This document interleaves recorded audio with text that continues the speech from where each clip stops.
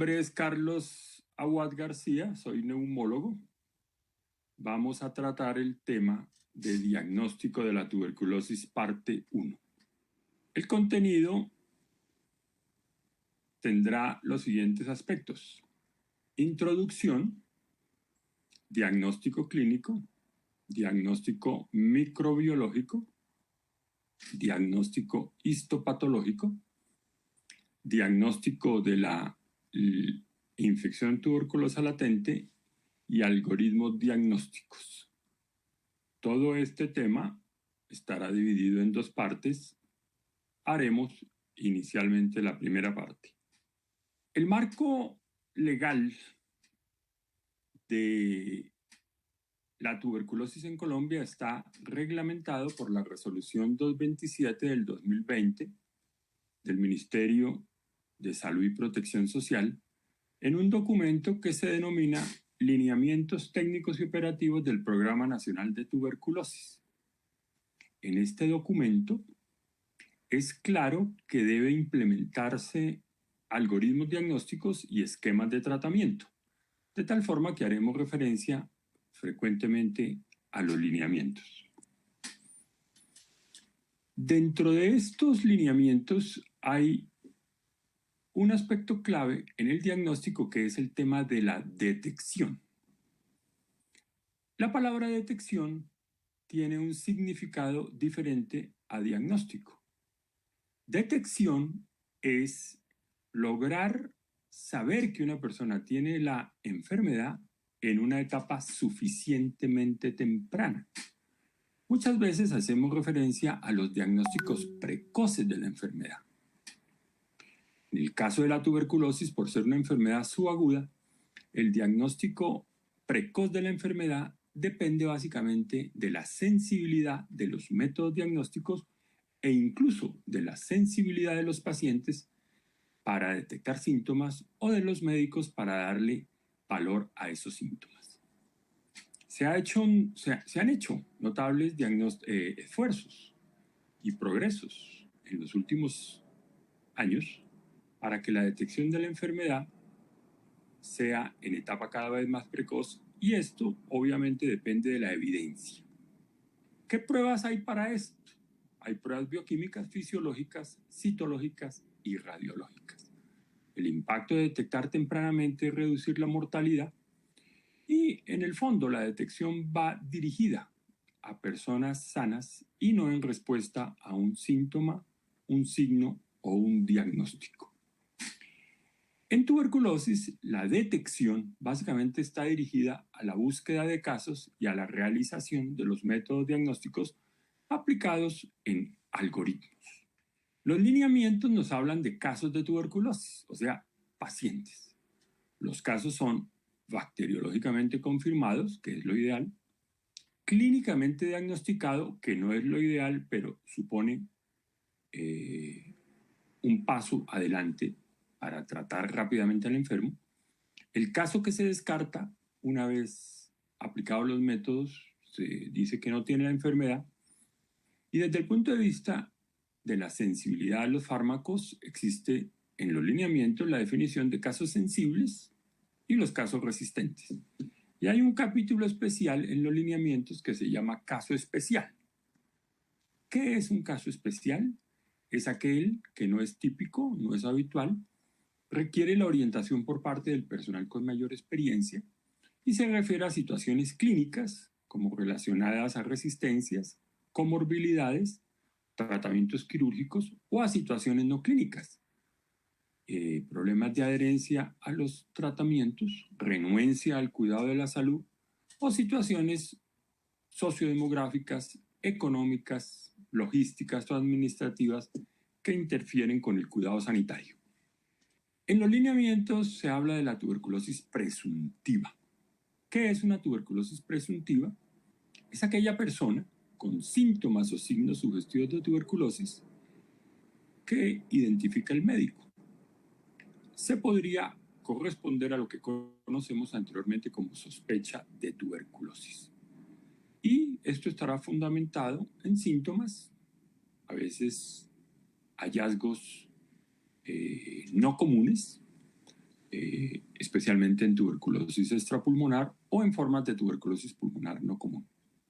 En las personas mayores también hay que tener una alta sospecha para poder hablar de una tuberculosis presuntiva, porque los síntomas no son tan específicos.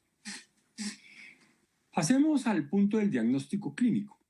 El diagnóstico clínico debe hacerse solo cuando los estudios diagnósticos microbiológicos son negativos, persiste la alta sospecha y se considera necesario iniciar el tratamiento. ¿Cómo se soporta un diagnóstico clínico? Naturalmente, con imágenes diagnósticas, con nexo epidemiológico o con hallazgos histopatológicos. Una vez los estudios confirmen o descarten el diagnóstico, se debe revalorar el caso y definir la continuación o suspensión del tratamiento. El diagnóstico clínico se soporta en un cuadro clínico, síntomas, signos, antecedentes sociales y antecedentes médicos, y en imágenes diagnósticas que pueden ser radiografías, ecografías o tomografías. ¿Cuáles son los síntomas y los signos sugestivos de tuberculosis? En general, la tos, la expectoración, la fiebre, la pérdida de peso, la diáforesis nocturna, la astenia, la adinamia, y dependiendo del tipo de población, como está expuesto en la transparencia, para la población general se aplica tos y expectoración de más de 15 días, con síntomas asociados, fiebre, pérdida de peso, diáforesis nocturna, astenia, adinamia. En personas, que es muy importante por la coinfección VIH-tuberculosis, la tos, la fiebre, la pérdida de peso o la sudoración de cualquier duración. No se aplica a los 15 días. Y en niñas y niños, también por la importancia del diagnóstico, la tos y la expectoración de más de 15 días, con fiebre, no ganancia de peso, historia de contacto con un adulto con tuberculosis. Entonces entramos a un tema clave que se ha conocido durante todo el tiempo, que es el sintomático respiratorio. El sintomático respiratorio en general se debe considerar como la persona que presenta tos y expectoración por más de 15 días, y dado que esto puede hacer cambios por el estado inmunológico, las comorbilidades, entonces se puede hacer presuntivo que un sintomático respiratorio sin expectoración también aplica para la sospecha. En personas con VIH o inmunosuprimidos, no importa el tiempo de duración, como hemos dicho, y en las poblaciones vulnerables, que son muy importantes, está explícito allí cuáles podrían ser aquellos grupos poblacionales que tienen una incidencia alta de tuberculosis. Las personas privadas de la libertad, grupos étnicos, habitantes de calle, migrantes, el trabajador de la salud, las poblaciones rurales que pueden ser dispersas. Dada la dificultad, cualquier tos y expectoración, por difícil que sea su precisión, puede aplicar menos de 15 días. ¿Cuáles son las vulnerabilidades que hace que se busque un sintomático respiratorio con mayor, digamos, intensidad, mayor búsqueda? Los lineamientos nos hablan de algunos y aquí hemos expresado en el curso los que nos pueden ayudar mucho. Hogar, escuela, comunidad, el ambiente laboral o el ambiente sanitario. En el hogar, los contactos domiciliarios, en niñas y niños menores de 15 años, los adultos mayores con patologías inmunosupresoras. En la escuela, pues niñas y niños menores de 5 años contactos, los sintomáticos respiratorios. En la comunidad, las áreas de alta incidencia de tuberculosis, albergues de población adulta mayor, personas privadas de la libertad, comunidades indígenas, migrantes, población LGBTI, habitantes de calle, gestantes. En el ambiente laboral, los trabajadores informales, las personas expuestas a sílice, conductores de transporte masivo, trabajadores de la salud. Y en el ambiente sanitario, la historia de tuberculosis previa, personas hospitalizadas o en consulta externa, personas que viven con VIH, antecedentes de alcoholismo, enfermos de diabetes, cáncer, EPOC, pacientes renales crónicos, silicosis, inmunosuprimidos o con tratamientos inmunosupresores y la patología mental. De manera que hay un grupo importante de vulnerabilidades que ubicando la población, podemos buscar sintomáticos respiratorios. Entramos al capítulo fundamental del diagnóstico microbiológico. ¿Qué es un diagnóstico microbiológico para los lineamientos? Es el caso de una tuberculosis que ha sido confirmado bacteriológicamente. Quiere decir que las pruebas son positivas. ¿Cuáles pruebas pueden ser? Baciloscopias, cultivo en medio líquido o prueba molecular. La baciloscopia es la identificación microscópica del bacilo, con la tinción del Sil-Nielsen para ubicar los bacilos ácido alcohol resistente. En esa hermosa fotografía, por la gran cantidad de bacilos, microscopía electrónica, se ve la forma y la aglomeración de los bacilos. El cultivo que los lineamientos nos aplica es el cultivo en medio líquido. ¿Qué hace el cultivo? Identifica el metabolismo micobacteriano y precisa a veces si se trata de un M. tuberculosis y si es sensible o no.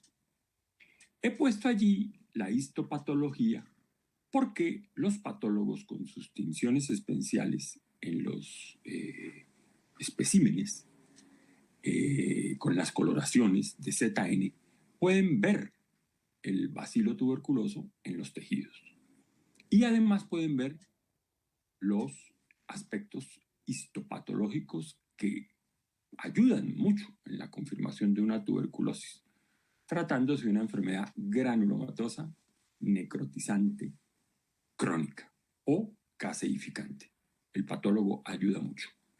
Y por último, y lo más novedoso en los últimos 15 años tal vez, con una aplicabilidad cada vez mayor, es la prueba molecular. La prueba molecular lo que hace es identificar un fragmento genético del Mycobacterium tuberculosis, una prueba muy sensible y que ayuda también porque identifica la resistencia a los medicamentos.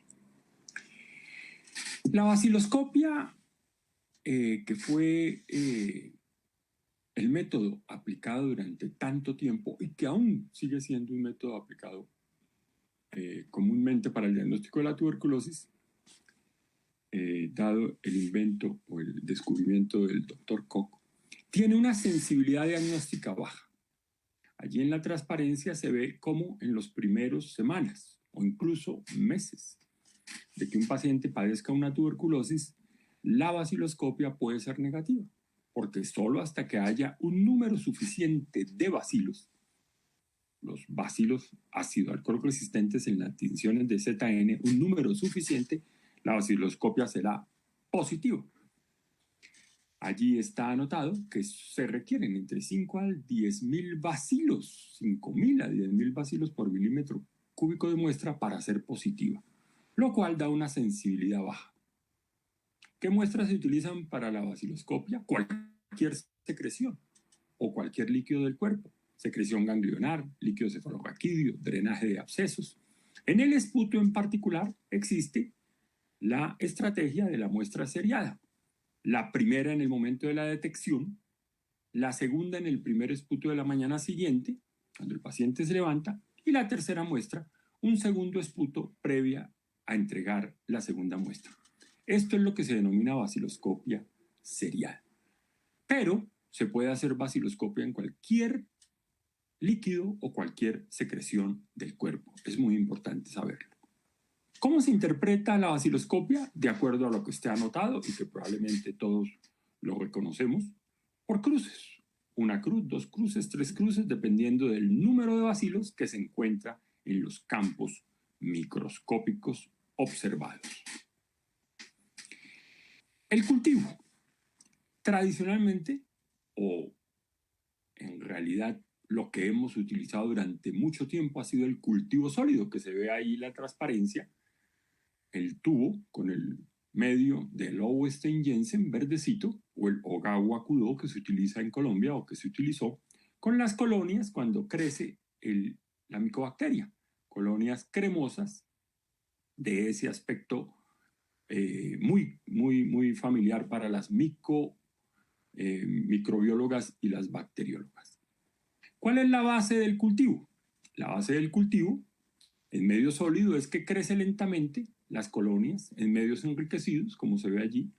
La base del cultivo en medio líquido, los dos tubos inferiores, ahí se ve el cultivo en medio líquido. Identifican los tubos el metabolismo micobacteriano y por ende el crecimiento el crecimiento de la micobacteria. Se requiere para el cultivo en medio líquido, fíjese, a diferencia de lo que pasa con la baciloscopia, de 10 a 100 bacilos por milímetro cúbico, o sea que tiene una sensibilidad muy alta, entre el 90 y el 96%, y acorta la detección. El cultivo en medio sólido, como dice ahí, 4 a 8 semanas, en medio líquido, 2 a 3 semanas. De manera que la ganancia de tiempo es notable. ¿Qué medios se utilizan? Pues lógicamente, si se hace en cultivo sólido, que no lo recomiendan los lineamientos, pues cualquier secreción o líquido del cuerpo, igual el cultivo en medio líquido. ¿Cómo se interpretan los cultivos? Los cultivos hacen una lectura del medio líquido, una lectura automatizada, y se incrementa el diagnóstico notablemente en relación al cultivo en medio sólido.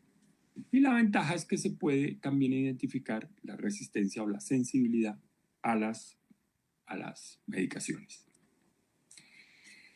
El cultivo en medio líquido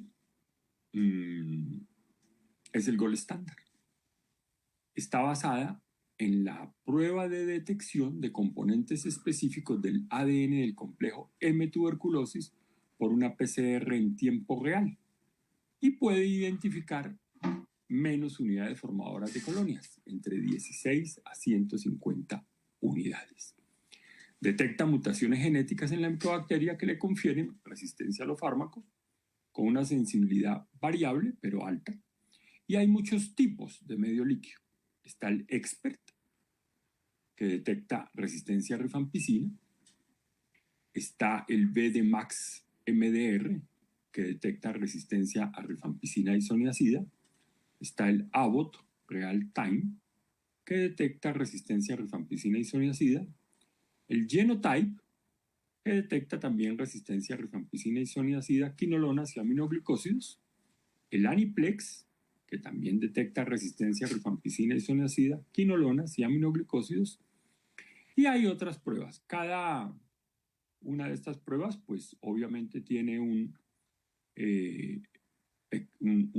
empresa, es una marca que lógicamente tiene las características propias de identificar un número variable de unidades formadoras de colonias, pero en general son muy sensibles. La lectura es automatizada y de acuerdo a la prueba. Por el momento, dejamos aquí nuestra presentación. Muchas gracias.